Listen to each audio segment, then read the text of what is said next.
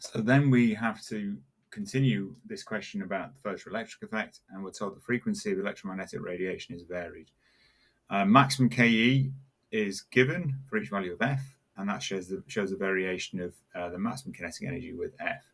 So as a graph, then what we've actually got here is the Ke, well, they've actually got it as Ek, so use that notation. So Ek, and the relationship we know is that HF minus the work function. So the maximum kinetic energy is the incident energy, maximum kinetic energy of released photoelectron is the amount of energy provided, take away the energy cost to get out of the substance. Does that make sense?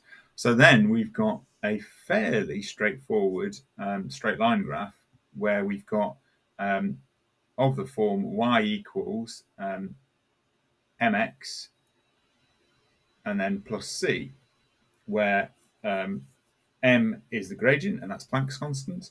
Y is on this axis, and that's kinetic energy, and then we've got frequency on this axis, so that's x.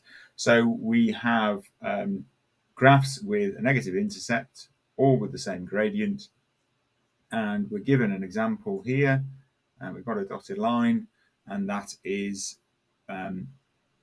given to us, and we've got to do it for magnesium and for cesium. So that's sodium, and we're given the work functions of magnesium and for cesium. So magnesium has a higher work function, so it's 3.68. So the negative of 3.68 is going to be lower than the negative of 2.14 for cesium. So magnesium, they'll all have the same gradient. This would be magnesium. And then for cesium, same gradient because the gradient's Planck's constant, and Planck's constant is the same no matter what. It is a constant.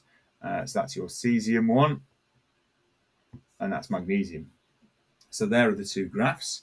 If we then continue with the question, we then move on. So we've got that graph, and then we move on to a slightly different style of question.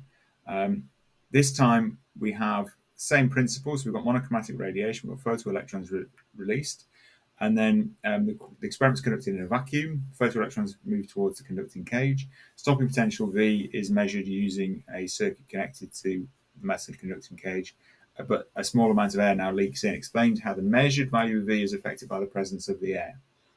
So most obvious correct answer will be to state that the stopping potential reduces, so Vs reduces because, and it's because you get the marks for rather than the actual statement, the electrons will collide with atoms in the air.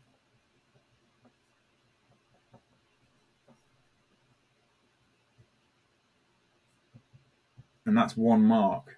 But then, so what? It's then linking this idea, this collision of atoms, to what the stopping potential is and what it means. And those collisions reduce, so they're reducing the Ke of the electrons. So we're showing that we understand that the reduction in stopping potential is due to the fact that the Ke of the electrons has been reduced.